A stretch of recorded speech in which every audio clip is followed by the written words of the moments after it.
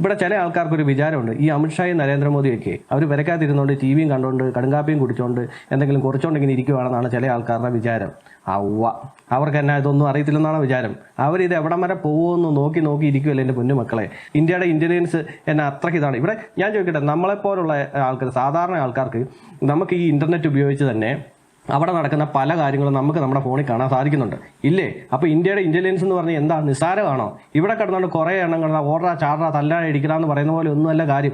എല്ലാത്തിനും തൂക്കും എന്ന് പറഞ്ഞാൽ ഉറപ്പായിട്ടും തൂക്കും, 100% ഉറപ്പാണ്.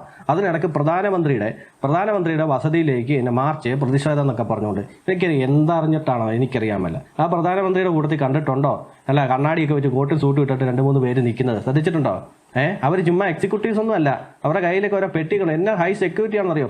എന്തുമാത്രം തീവ്രവാദികളാണ് ഈ നരേന്ദ്രമോദിനെ ആക്രമിക്കണം, അദ്ദേഹത്തെ വധിക്കണം എന്നൊക്കെ പറഞ്ഞ് നടക്കുന്നത്. അപ്പോൾ അവരിൽ നിന്നൊക്കെ രക്ഷിക്കാന്നുണ്ടെങ്കിലാണോ ഈ ഇച്ചിരി പോകുന്ന കുറച്ച് പിള്ളേർ ഈ ഇങ്ങനെ കമ്പും കോലും കുറുവടിയും മറ്റേ കല്ലും ഒക്കെ ആയിട്ട് അങ്ങോട്ട് ചെന്ന് പ്രധാനമന്ത്രി മന്ദിരത്തിലോട്ട്? ഒരു രാജ്യത്തിന്റെ പ്രധാനമന്ത്രി എന്ന് പറഞ്ഞാൽ അത്രയ്ക്ക് ഹൈ സെക്യൂരിറ്റി ആയിട്ട് പോകുന്ന ഒരു വ്യക്തിയാണ്. ഇവരുടെ വിചാരം ഈ വിമാനത്തിലൊക്കെ കയറിയിട്ട് അടുത്ത രാജ്യത്തോട്ടൊക്കെ പോകുമ്പോഴേ എൻ്റെ പൊന്നുമക്കളെ നിസാരമല്ല. എത്രയോ ചുറ്റളവിൽ കാണുമെന്നറിയോ? യുദ്ധവിമാനങ്ങളും മറ്റുമൊക്കെ എത്ര എണ്ണം ചുറ്റും പറക്കുന്നുണ്ടായിരിക്കുന്നറിയോ? അതുപോലെ നിരീക്ഷണം, അത്രയ്ക്ക് ഹൈ സെക്യൂരിറ്റിയാണ് ഈ പ്രധാനമന്ത്രിക്കും മറ്റുമൊക്കെ. അപ്പോഴാണ് ഇവിടുന്ന് നിസ്സാരമായിട്ട് കുറേ കല്ലും കോലും ഒക്കെ ആയിട്ട് പ്രധാനമന്ത്രി അങ്ങോട്ട് ചെന്ന് കഴിഞ്ഞാൽ അവർ സമ്മതിക്കുമോ? സംഭവം എത്രേ ഉള്ളൂ, അവിടെ കുറേ നാൾ കുത്തി ഇരുന്നിട്ടും ഒരനക്കോ ഇല്ല. നിരാഹാരം കടന്നു നോക്കി മറ്റേ പുള്ളി എന്നെ ചങ്കിങ് പുള്ളി കുറച്ച് നാൾ നിരാഹാരം കടന്നു നോക്കി, രക്ഷയില്ല. അന്നേരത്തേക്ക് അഭിജിത്ത് മോഹൻ പറഞ്ഞാൽ ഞാൻ കുറച്ച് നാൾ നിരാഹാരം കിടക്കാമെന്ന് പറഞ്ഞു. അവൻ നിരാഹാരം കിടക്കാൻ അങ്ങനെ തുറന്നു കഴിഞ്ഞപ്പോൾ ഇത് പണി വാളുമെന്ന് ആളിനും മനസ്സിലായി. അനക്കമൊന്നും കിട്ടുന്നില്ല, അനക്കമൊന്നും കാണുന്നില്ല. അപ്പോൾ പിന്നെ ഒരു കാര്യം ചെയ്യാം, അങ്ങോട്ട് കയറാം പാർലമെന്റ് മന്ദിരത്തിലേക്ക്. ഒന്നാലോചിക്കും, ഈ പാർലമെന്റ് മന്ദിരത്തിലേക്ക് എന്ന് പറഞ്ഞാൽ അത് ഹൈ സെക്യൂരിറ്റി ഏരിയയാണ്. അവിടുത്തെ എന്ന് പറഞ്ഞു കഴിഞ്ഞാൽ പോരാത്തന്നെ സമ്മേളനം കൂടെ നടക്കുമ്പോൾ അവിടെ നടക്കത്തില്ല. ഈ ഭരണഘടന അതുപോലെ ഉയർത്തിപ്പിടിക്കുന്ന ആൾക്കാരാണെന്നുണ്ടെങ്കിൽ നിരോധനാജ്ഞ 144 ഇപ്പോൾ BNS 163 ആണെന്ന് തോന്നുന്നു, തെറ്റാണെങ്കിൽ ക്ഷമിക്കുക, അത് പ്രഖ്യാപിച്ച് കഴിഞ്ഞാൽ അങ്ങോട്ട് ചെല്ലാവോ?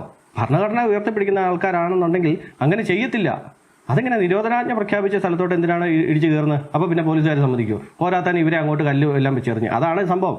ഇത് സമരം തണുത്ത് വന്നപ്പോഴത്തേക്ക് ഒന്ന് മൂപ്പിക്കാൻ വേണ്ടിയിട്ടാണ് ഈ പരിപാടി കാണിച്ചത്. പാർലമെന്റിലോട്ടും പ്രധാനമന്ത്രിയുടെ വസതിയിലേക്ക് ഇതുപോലെ പ്രതിഷേധങ്ങളായിട്ട് ചെന്ന് കഴിഞ്ഞാൽ ഉറപ്പായിട്ട് അവർ തിരിച്ച് പ്രതികരിപ്പിക്കാൻ വേണ്ടി തന്നെയാണ് ഈ പരിപാടി ഇട്ടത്. രാഹുൽ ഗാന്ധി ആണല്ലോ പറഞ്ഞ് മൂപ്പ് കയറ്റിയത്, അതാ നമുക്ക് പ്രധാനമന്ത്രിയുടെ വസതിയിലേക്ക് പോകാമെന്ന്. അതും കേട്ടോണ്ട് കുറേ എണ്ണം പുറകെ പോയി. ഈ അമിത്ഷായും നരേന്ദ്രമോദി എന്നൊക്കെ പറഞ്ഞു കഴിഞ്ഞാണല്ലോ, ഇത് മാക്സിമം ഇവന്മാരെല്ലാം പുറത്ത് ചാടാൻ വേണ്ടി തന്നെയാണ് ഇവർ അടങ്ങിയിരിക്കുന്നത്. എന്നിട്ട് ഇതിനെല്ലാം പോകും, അല്ല കണ്ടോ പുകച്ച് പുറത്ത് ചാടിക്കാന്ന് കേട്ടിട്ടില്ലേ? ആ പരിപാടിയാണ് ഇവർ ചെയ്യുന്നത്. മാക്സിമം മിണ്ടാതെ ഇരിക്കുകയൊക്കെ ചെയ്യുകയാണ്. ഇപ്പം തന്നെ കണ്ടല്ലോ, ഇവിടുന്ന് കുറേ എണ്ണം ഇറങ്ങുന്നുണ്ടോ? ഇത് ആരൊക്കെയാണ് പിന്തുണയ്ക്കുന്നത്, എവിടുന്നൊക്കെയാണ് സപ്പോർട്ട് വരുന്നത്, എങ്ങനെയൊക്കെയാണ് ഫണ്ട് വരുന്നത്, ഇതെല്ലാം കൃത്യമായിട്ട് അവർ അന്വേഷിക്കുന്നതും തിരക്കുന്നതൊക്കെ ഉണ്ട്. ഇത് തുടക്കത്തിൽ തന്നെ ഈ സമരത്തെ അങ്ങോട്ട് അമർച്ച ചെയ്തിരുന്നെങ്കിൽ ഇത്ര ആൾക്കാരെ കിട്ടത്തില്ലായിരുന്നു. കൂടി വന്നാൽ അഭിജിത്ത് മോനെ കിട്ടും, പിന്നെ ആ ചാങ്ചുങ് എന്ന് പറഞ്ഞ ആ പുള്ളീനെയും കിട്ടും, അത്രേ ഉള്ളൂ. അല്ലാതെ കണ്ട് വേറെ ആരെ കിട്ടും? ഇപ്പോൾ ഇത് കണ്ടോ, കുറേ ഓരോരുത്തരവേ അവിടെ ഭയങ്കര സംഭവം ഭീകര പരിപാടിയാണ് നടത്താൻ പോകുന്നത്, ഇനിയിപ്പോൾ നമ്മളെ പിടിക്കത്തില്ലെന്നും പറഞ്ഞുകൊണ്ട് ഈ കൂട്ടത്തിൽ തല്ലാൻ വേണ്ടി കുറേ ആൾക്കാരുണ്ടല്ലോ. അതായത് എവിടെയെങ്കിലും പിടിച്ച് ഒരു പോക്കറ്റ് അടിക്കാരനെ പിടിച്ച് അവൻ്റെ അടി കൊടുക്കുക. ഈ കൂട്ടത്തിൽ സൈഡിൽ കൂടെ പോയിട്ട് ജിം എന്ന് പറഞ്ഞ് ഒരെണ്ണം കൂടെ കൊടുത്തിട്ട് അവനും പോകും.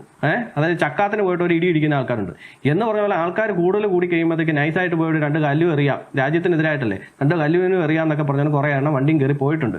ഇവന്മാരെ എല്ലാം പിടിക്കും. ഇപ്പോൾ ഈ മാധ്യമങ്ങളുടെ CCTV അല്ല ക്യാമറയും കാര്യങ്ങളൊന്നും അല്ലല്ലോ, അല്ലാതെ തന്നെ പോലീസിന് ഇഷ്ടം പോലെ ക്യാമറയുണ്ട്, അവരുടെ വേറെ ഇന്റലിജൻസ് വിഭാഗങ്ങളുണ്ട്. പൂച്ചയുടെ വിചാരം കണ്ണടച്ച് പാല് കുടിച്ചാൽ ആരും കാണത്തില്ലെന്നാണ് എന്ന് പറഞ്ഞ പോലെയാണ് ഇവന്മാരുടെ വിചാരം. ആരും കാണുന്നില്ല, ഞങ്ങൾ കൂട്ടമായിട്ടല്ല നിൽക്കുന്നത്, ചുറ്റുമുള്ള എല്ലാം ഞങ്ങളുടെ ആൾക്കാരാണല്ലോ. അപ്പോൾ പിന്നെ നമുക്ക് പല രീതിയിലുള്ള രഹസ്യ സംഭാഷണങ്ങളും മറ്റുമൊക്കെ നമുക്ക് നടത്താം, പല പദ്ധതികൾ ആസൂത്രണം ചെയ്യാം. ആരും കാണുന്നില്ലെന്നാണ് ഇവന്മാരുടെ വിചാരം. ക്യാമറയും കാര്യങ്ങളും ഒന്നും അല്ല എൻ്റെ പൊന്നു മക്കളെ. നിങ്ങളുടെ കൂട്ടത്തിൽ തന്നെ എത്ര പോലീസുകാർ കാണുമെന്നറിയാം മഫ്തിയിൽ? ഇവരെല്ലാം നിങ്ങളുടെ കൂട്ടത്തിൽ കൂട്ടും കൂടി അതിനിടയ്ക്കൂടെ എല്ലാം നടപ്പുണ്ട്, നിങ്ങളോട് പല കാര്യങ്ങളും സംസാരിക്കുന്നുമുണ്ട്. ഇതെല്ലാം തെളിവ് സഹിതം പൊക്കി എല്ലാത്തിനെയും പിടിച്ചകത്തിടും. കണ്ടോ, വെയിറ്റ് ആൻഡ് സീ.